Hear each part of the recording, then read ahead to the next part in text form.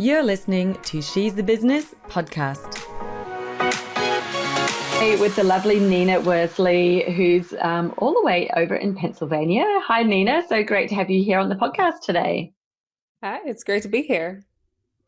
Yeah, I'm so excited to chat with you because I don't think I've ever had a composer come on the podcast before. So I'm so curious to hear a bit about your story and how you've transitioned from the world of performing into the entrepreneurship world. So would you like to tell us a little bit about what you do now, like who you serve, your business, Cavernous Creative Coaching, which sounds really exciting. And then I'd love to hear a bit about what you did before and how you've made this change. Yeah. So, do you want me to go into my backstory first, or do you want me to start Or with maybe Cavernous? share a bit about, just share a bit about what you do now, and then, then tell us how you got into it. Yeah. So I'm a creativity coach. I help creatives, primarily women, to identify their creative blocks and to work through them actively and to unlock just consistency and creativity in whatever they're doing, whether you're a writer, songwriter, graphic designer, painter, whatever it is. All of our creativity stems from the same place, and I help you to access it and to take control of it. Amazing. Right. And so how did you make this change? Like, you've had a career that is really successful as a composer and a performer. You know, what prompted you to make this shift into coaching others and helping others to bring out their creativity? Yeah, well, I think that it's just something that I feel so alive in the world of like creativity and coaching and composing. In my like background, I had this whole long journey of learning how to sort of take control of that aspect of my life. And when I learned it, it changed so much. And I realized how important it is. And it just sort of solidified that I really, really want to help people to learn how to do the same thing, because again, it changed me so much. Yeah. So tell us a bit about what that looks like, because for those of us who haven't been through this change or journey or understanding and unlocking that creativity, what does it feel like when you don't have it unlocked? Like, where would your clients, or where would most of us probably, I imagine, where would we be? What does it look like when you're not fully connected into your creativity? Yeah, it just feels like you're not fully who you are, if that makes sense. I grew up writing songs, and sometimes I would go write a song a day, but there'd be some times when I'd go 6 months when I feel like I don't have anything to say. But it wasn't that I didn't have anything to say. It was that I didn't know how to express the thing that I wanted to say. And I think that when you have a creative block, the reason why it affects so much is because your creativity is connected to who you are in such an intrinsic way that it affects the way you communicate with people. It affects the way that you solve problems in your life. And having a creative block just sort of feels like you know what the other side looks like, but you don't know how to get there. Okay. And so what might someone be experiencing on a daily basis, apart from just sort of feeling like it's hard, it's hard to communicate? What other signs or symptoms might you see where you're like, okay, there's clearly a creative block happening here? There is the obvious of like not being able to finish things and things like that. But then it's also when you have that sort of block, it manifests in the way that you view yourself, because you start to doubt yourself when you don't feel like you have full control over who you are, and you start to doubt your confidence and things like that. And our confidence level is what affects every single thing that we do. If you see a confident person, every action that they take is that of a confident person. And you see a deeply insecure person, every action that they take is that of a deeply insecure person. You can see it, you can feel it. Yeah. So it looks like you can feel it, and the world will reflect that. Your world will reflect that if you're not fully in control of your creative energy. Yeah. So things like where you think, wow, I'm trying to go forward, but it feels like I've got one foot on the brake and Yeah. I'm maybe playing small, and you kind of know that you are, but yet you don't really know how to not be doing that or how to change. Yeah. Yeah, because I think, you're so right. I can really see there's such a difference between somebody who has that confidence. They're taking intentional action. They are fully in line with what they're doing, and they are happy with what they're doing. Whether or not it's going to work or not, it doesn't really matter, right? They're just like, this is what I'm doing and I'm doing it. Whereas when you have all of that doubt, the fear, you're questioning yourself constantly, like, should I be doing this? I don't know. Like, you've put one foot in, you take it out again, you overthink it, you wonder about all the things that are going on. And yeah, they are very different when you look at that next to each other. There's a huge difference. And so it's really interesting that you're bringing this back to this creativity aspect, because I think so many people talk about confidence and imposter syndrome, and there's a lot of things that create confidence, but it's interesting that you're bringing it back to this creativity. So I'm curious to hear a bit more of your story. Like, what happened for you when you finally unlocked this creativity and you realized, well, this is the thing that has been holding me back, or this is the difference.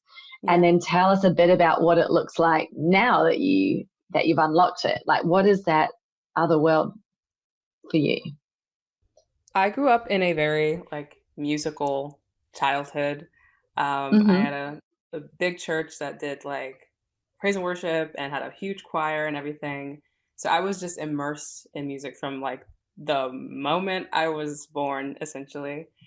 And I knew I knew music as the way that people express themselves. And so Mm-hmm. as I was growing up in that environment, I learned to express myself through that. But I was also going through a lot, especially when I hit my preteens, early teens. I was going through a lot. And I always had the natural inclination to express it through music. But like I said, there would be points where I wouldn't be able to express something for a really Mm. long time. There was, in particular, and I didn't realize it until later on, so I'll get to that in a second, but there was something that I really wanted to write a song about. And it took me 4 years to be able to put it down in the way that I felt like was me. And at the Mm. time, I didn't realize why it took so long, but I was just happy that I got it out. But then I started going to college as a composition major. And for those who don't know about or have never met a composer, have never met someone who's been in college for that, you have to create constantly on demand. You don't have the choice as to whether you're inspired or not, because you're getting graded on it now, and you have to create. I Mm. had to create new things every single week, and I was graded at the end of the semester on how well I did that. So I started Wow. having to find real ways to literally create on demand, to make really beautiful things, but also really Mm. fast. So that was where I sort of started to kind of peel back the layers and sort of really break down what it is that connects me to my creative energy, because that's when I needed it the most. And then I Mm. realized that when you're creating things that are creation is like an extension of you. It's like what you're putting out into the world, and a little piece of you is in everything that you create. And so I realized that I had to process certain things in order to break through certain barriers.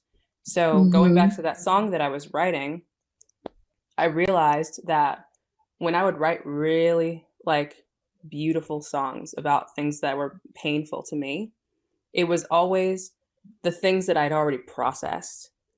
And this one song that took me so long was because I was subconsciously hiding myself from it. And I didn't realize it at that time. So when I really started to create at high volumes, it's sort of just like I had to take responsibility for my healing, essentially.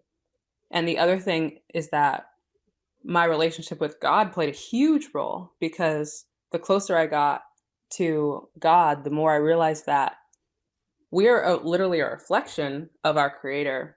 We are the created, but he made us as creative beings. So the more I acknowledge that and let him in, the more he would also help me and support me. And I felt like I wasn't in conflict with my purpose. I was in alignment with it. And once that happened, every single thing got so much easier. Yeah. Wow. So how do you kind of, you mentioned you're connecting to that creative energy, and part of that was about being able to take responsibility for something, or process something that had happened. And I think that this connection to your creative energy and being able to produce stuff on demand is, like you said, that was for you as a composer, but for people who are in a content creation type of business, that's, as well what you need to do every day. And we're not necessarily have had any training as any sort of performer or creator. You're just a person who's then wanting to help people, and suddenly now you've got to, I guess, perform every day. Maybe it's every day, or whenever you're like, right, well, I need to do the content creation. Some people say they put a day in the calendar. It's like, well, how are you going to be able to perform on that day in order to be creative enough to get that content happening? So whether you're doing it daily, whether you're doing it once a week, once a month, it doesn't matter. There's sort of like this need. Your business needs you to be able to do that in the same way that you had that challenge at university to just compose on demand. So I think that this is the real key, and what's so important is, how do you sit down? You might not be feeling it today, but you're saying there is a way that you can sort of connect to your creative energy and get into alignment so that you can allow things to flow. Because if it doesn't flow, it's going to be really hard to produce something. It's going to take a long time and not be feeling great. Is there anything that you could share that would help? Like, I'm thinking there's a couple of ways I want to take this. One of them is, you mentioned you found it easier when it was something you'd already processed. So is there some tips around when you're looking at, well, I need to create some content, okay, well, maybe I'm going to look at topics that would be really easy to produce content on? Or is there some steps that someone can take in order to really quickly shift from being in the place of having not processed it to having processed it, so that they can create content on it? I'd let you take that very long question and decide which way you want to go first. Yeah. So in the realm of making sure that you are essentially making sure you're available on the day, because that's kind of what you're asking, is like how do you become predictable, in a sense, where like that when you sit down that things are going to happen. Yes. My biggest like overarching advice is just generally to have to do like an audit of your values and your priorities, and sort of make sure that you're really clear on your vision for your life and for what you're creating. If you're a business owner, have a really clear idea of your business. If you're a songwriter, have a really clear idea of who you are and what you're trying to convey. because a lot of what gets muddy is when people start to think about things too externally. Like when you're a content creator, you're thinking about, oh, how people are can perceive this, and what's going to get the most views and everything. But if you don't start from who you are, then you're not going to reach you or them, because it starts with you. So the first step, I think, would be to audit your values and make sure that everything you're doing is in alignment with that, because otherwise there's always going to be some sort of like friction. And it's for I'll say this example. I just thought of it. It's really funny. For people who are singers, when you learn how to breathe properly, and when you learn, if you're singing and your volume's not coming out properly, or you're singing through your nose or whatever like that, you learn that there's essentially you have to create a straight line from your diaphragm, from your stomach, all the way up through your mouth. And when you're nasally, or when your volume isn't correct, it's because your breath is going from your diaphragm, and it's making stops along the way. So or you're breathing from your chest or something like that. So I think about it in that way, where you have to be intentional about creating a straight line from who you are to the thing you create. And how people perceive that is another thing entirely, but it has to start from you. Yeah, that's such good advice, because I think when you're trying to think of what will people like the most or how will they perceive it, you're in your head and you're never going to know until you put it out there anyway. So like you say, it's really not going to be your high value content. It's not going to be the thing that connects them in, because you're doing it based on the external instead of sharing something that's come from within you, which is always going to be so much more powerful. Because when you share something that is so aligned with yourself, with what you're trying to be, then I think that's where you have that highest ability to connect, because you just, it's hard to say, isn't it? I think unless you've experienced it, but the energy is always so much higher. People can really feel it and hear it when it is aligned to you. So that's a really, really great tip for somebody to do. And so they can kind of, any day that you sit down, you're thinking, right, I've got to create some content today, or, I've got to put something out there, to take that moment to connect in again, remind yourself of what it is that you're doing, your purpose, and have that connection to the people who you're speaking to, I think, without worrying about what they're going to think about it. It's more and I'd coming also from you. say on that note of when you're scheduling times when you need to do content, or scheduling times where you need to create, you also should make an effort to schedule time to do these things, to craft your vision and to audit yourself. Because if you just sit down one day, or you're scheduling time in advance, but you just sit down and you're just like, I have to create things, and you haven't done that work, then it's like I said, it's not going to be connected. So doing the work in advance, so that when you sit down that you're in alignment, is just as important. Yeah.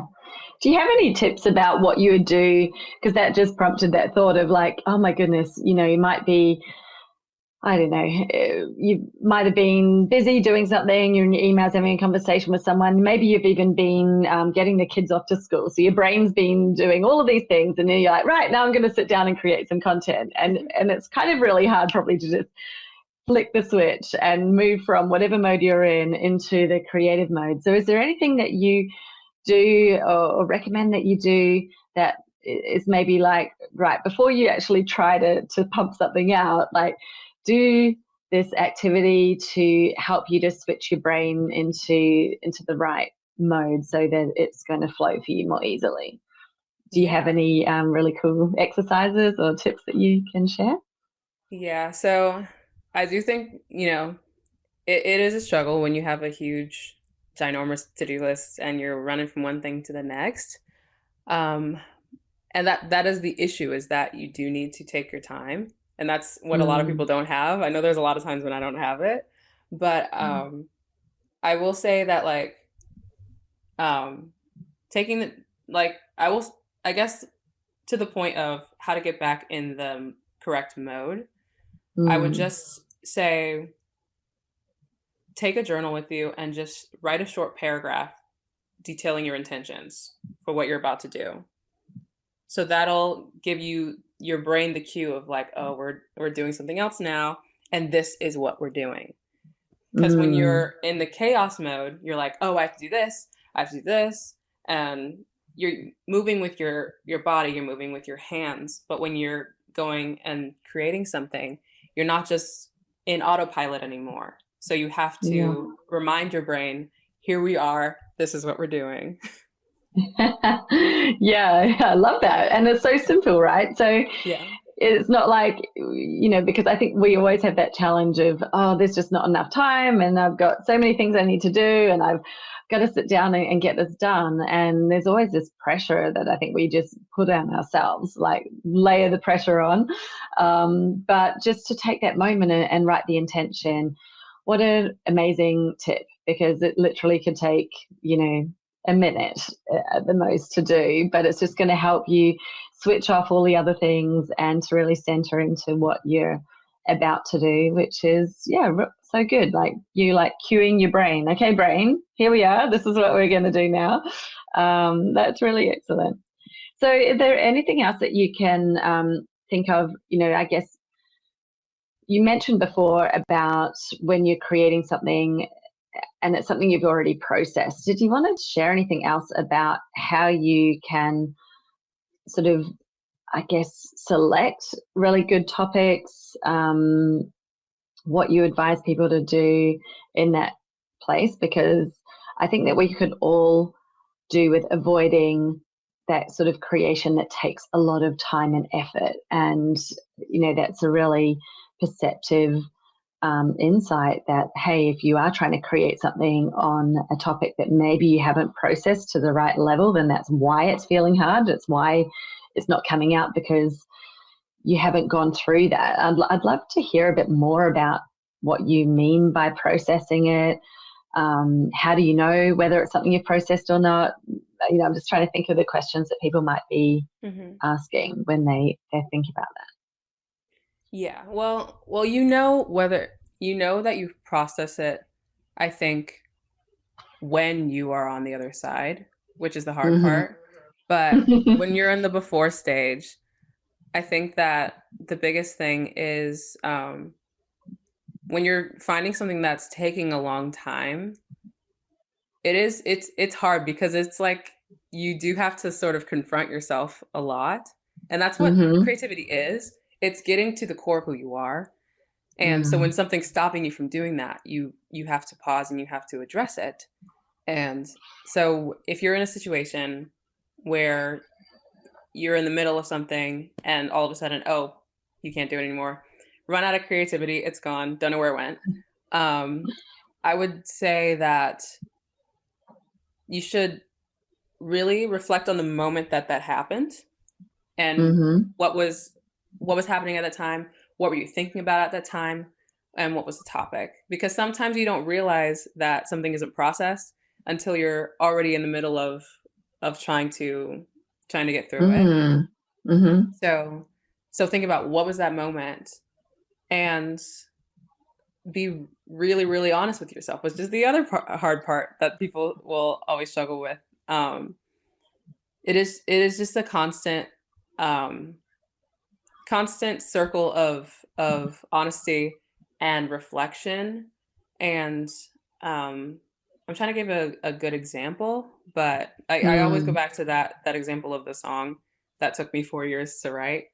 But I will say that it really takes, I can't say any other word other than honesty of yourself, and self-awareness of what you're going through. And if you're in a situation where it's something that's not that serious, but it's something that you just don't want to confront. It takes a lot of responsibility to say, that this thing that I'm creating is bigger than my fear of confronting myself.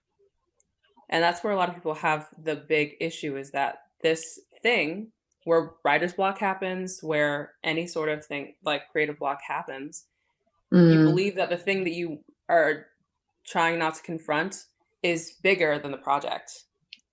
And you have to shrink that belief and realize that we're all human beings and we're all doing our best. And, you know, once you get to the other side, it's going to make sense.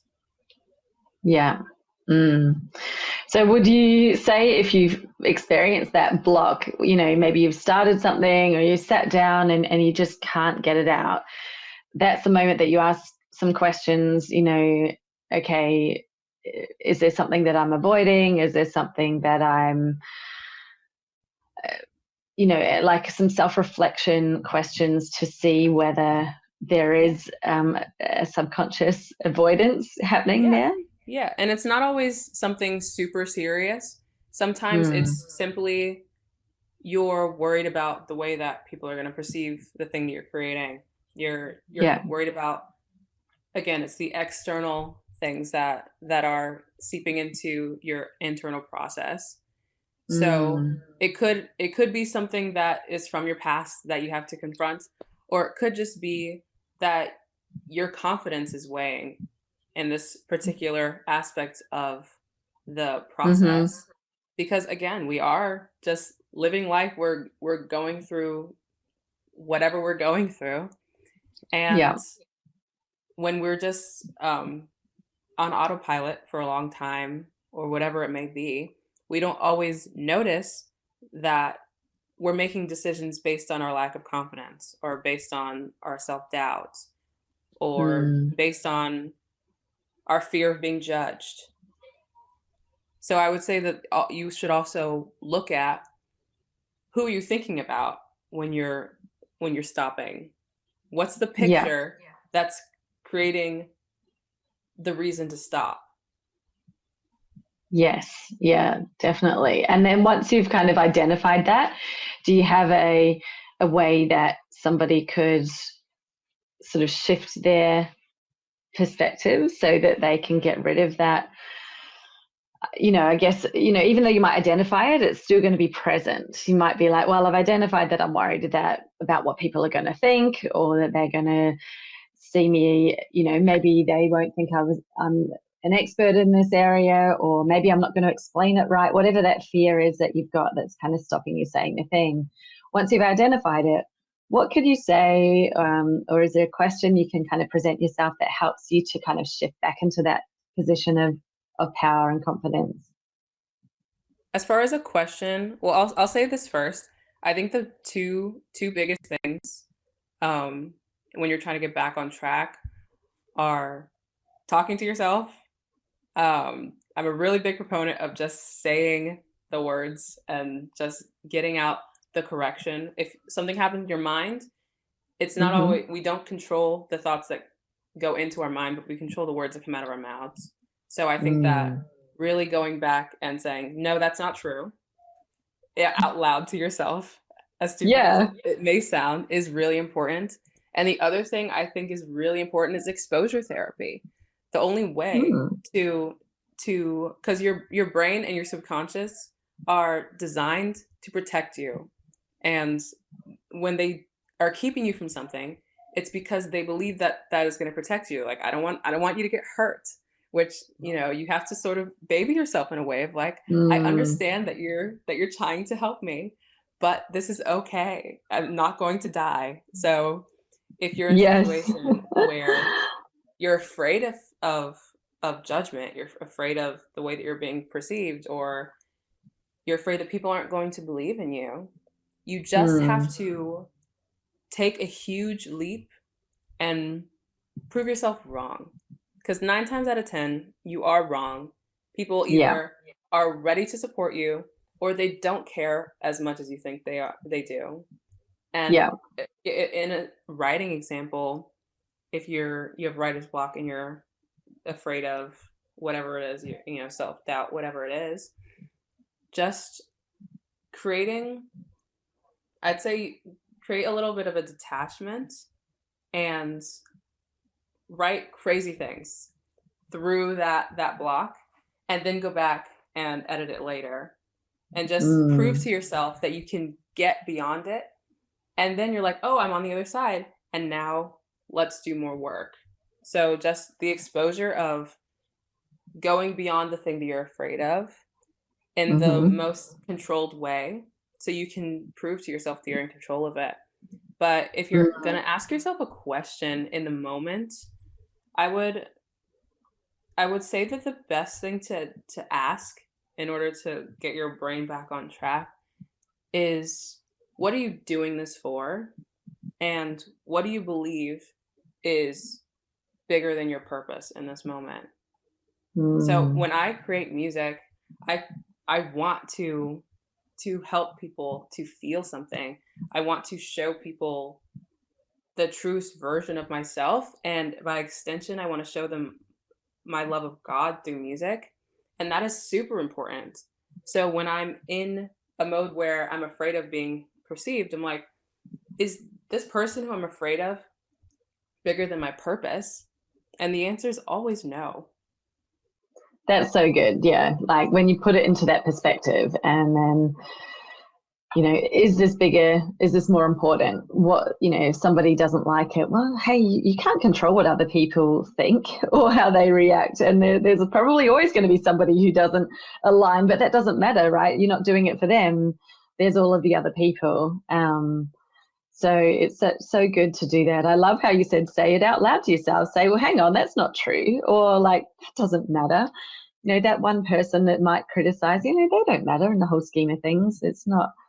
That's so interesting, because it's funny. I do something similar with my son when he's having, a whole lot of fear, and I get him to say things out loud, because I'm like, get it out of your brain. Like, let's talk about it. Let's say the positive thing that we want. And he always fights me on it, but I found that saying things out loud actually does, because your brain hears you say it, right? And like you say, you are in control of the sounds that you're making. It's not it's not running on autopilot like your subconscious, where the thoughts are just coming without you controlling them. So that's such a cool thing to think about. Yeah, say it out loud, talk to yourself. And I think you mentioned something before, and it's just a thing that I usually try to do as well, because often when you're starting something, it's like, oh, I've got this mountain to climb and this is feeling really hard, and you're at the bottom. I love to kind of go, well, what if this was already done? What if I'd already done it and it's successful? What if, like, take myself to the end and feel what it looks like there, and then look back and be like, okay, so now I'm just going to write it the way I want to, because it's already good. It's already successful. It's already done, so it's easy now. And something like that, if you can train yourself to do it, can also definitely make things feel a lot easier. Yeah, and I think that when we're talking about people, we're talking about creativity and like people who are wanting to create new things. If you have the desire to do that in whatever avenue, then that desire is already proof that you're capable of creating something out of nothing, which we all are in our own little way, even though, it could be whatever it is. I think that acknowledging the fact that, again, we're creative, we were created as creative beings, and that is part of your destiny, is acknowledging that and honoring that. Then it does feel almost powerful, of like, yes, this is what I was created to do. Yeah. And that was something actually I wanted to ask, because I think some people like yourself, you've grown up in this really creative environment. And so you naturally believe that you're creative. You naturally have this, I am creative. And it's not a hard thing for you to adopt or to tune into. But I think there are a lot of people who just don't believe they're creative. You know, my son would be one. My daughter, complete opposite. But if I'm looking at them, they're like chalk and cheese. If you asked him if he's creative, he'd be like, no. He would be adamant that he's not. And I don't know where he gets that stimulus from, but there would be definitely a lot of adults as well. You know, you've grown up in an environment. Maybe you've seen other people who are, you know, freely creative, and so you've just adopted this belief about yourself that you're not. And I think that you've mentioned something so important, like we're all creative beings. And so, you know, what you've shared today, Nina, so many things about how you can help to create and to not be afraid of it, and the fact that just that you are a creative being, which may be something difficult to now to start to tell yourself, especially if you spent your whole life believing that you're not creative. You know, I think that there's been so many, like this whole conversation is really about how you can unlock that creativity within you, even if you don't think you're creative, because when you're in business, you're literally creating something. Your business has not existed before you decided to create it. Therefore, you are creative, and what you're doing in business is creating the whole time. So, you know, that's just proof, isn't it, that anybody who's here listening right now, you know, whether you think that you're creative or not, you actually have that ability within you. And Nina's beautifully shared so many aspects to that. Yeah, I think that people need to redefine what creativity looks like, because people automatically go to painter or singer or dancer, whatever it is. But if you've ever found a solution to a problem, you have creative energy. If you've ever learned a new skill, you have creative energy. If you mathematicians have creative energy, it's everywhere, Yes, because it's an problem extension solving. of everything. Yes, exactly. And it's like, you know, maybe look around and think in your life, well, what are the evidence that you are creative? Maybe you like to cook. Well, I don't know anybody who cooks who is not creative. You're literally creating food. You're using ingredients and you're creating something amazing. Maybe you like decorating your house, or I don't know, maybe you love the garden. There are so many things that you might even not consider to be creative, but they are. So yeah, I think that's such an important thing to kind of really land on there, and to help even just start believing that this is possible for you, because it is possible, right, for anyone. Like, you know, I love that message that you have, that it's always within you. It's just a matter of being able to unlock it and actually step into it, and it's going to give you that confidence. Do you have any final tips or something that you wish that you'd known sooner that you'd like to share? Or maybe you wanted to say something that's like to the person who thinks that they're not creative and they're a completely lost cause. Anything that you think is a final piece? Yeah, I think that what I would say most of all is that it is to encourage people to look more into who they are, because a lot of the times people who don't think that they're creative, and this isn't everybody, but a lot of the times there are other ways, there are other parts of their life that they're not fully showing up for. And there's, maybe they're, I think about, you're talking about your kids. I think about a lot of teenagers today who have this sort of, it's always, I think that every generation has this phase where it's always cool to be like apathetic and like indifferent to everything. But yeah, that bleeds into the rest of your life. And if you're not thinking that you're creative, then it could just be that you haven't found yourself yet, and the avenue that you're meant to be creative in. So I think that it's really, really important to just say, who am I? Yeah. I love that. And what are you interested in? Like, imagine even just sort of being like, having that moment of like, what is your thing that really makes you feel inspired, that's exciting, and it might be something as simple as cooking. Maybe you just like to cook, and that's awesome. And I guess even thinking about that means that you're not apathetic about everything, right? You have something that's like, this is your thing. That's so cool. love that. And yeah, I'm going to hold on to that piece of advice when my kids hit their teenage years and they're deciding that, everything's rubbish in the world and they aren't interested in anything. Hopefully we can keep them interested and creating. That's amazing, Nina. Can you let us know if people want to connect with you, learn a bit more about you, and sort of follow along? Where can we best find you? Yeah, so best is to connect me on Instagram at Composed by Nina. And all my links are also there as well.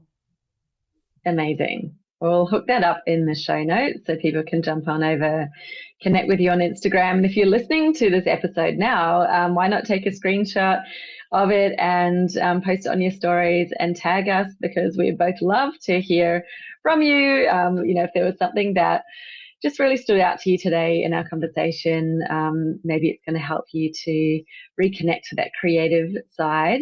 We would both love to hear it, so please do that. Thank you so much, Nina. It's been a real pleasure having you here on the podcast today. Thank you so much. I love being here.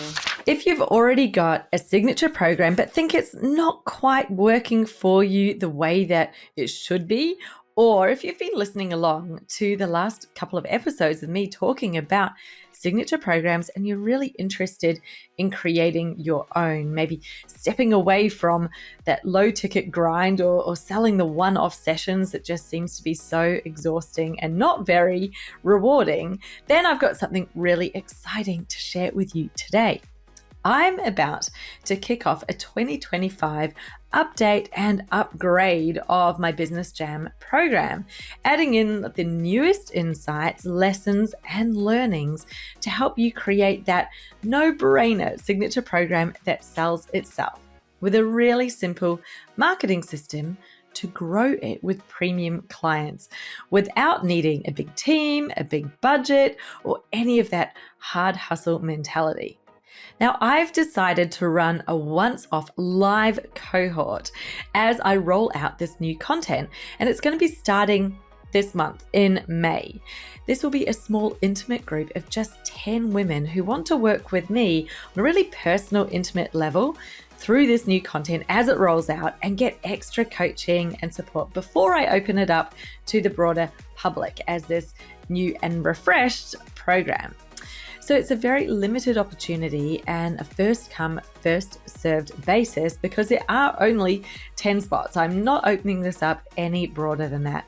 We're starting this month, just a couple of weeks time from now. So if you want to know more and get a spot for yourself, perhaps if it is going to be the right fit for you, then what you need to do right now is go and put your name on the Business Jam priority list. I'll be in touch as soon as possible with more details and give you the information that you need to see whether it's a good fit for you and to take that spot if you wish to. So head to jessicaosborne.com/businessjam to put your name down on the priority list right now. So excited. This is going to be a really, really fun experience. And if you're new to me, if you haven't been listening along for years on the podcast, this is not a brand new program. This is an upgrade and an update of my existing Business Jam program that I've been running for almost 5 years now. There have been multiple people come through this program, develop their own signature program, fill it before they've even really got their proper marketing system in place. It's amazing just how quickly change really can happen.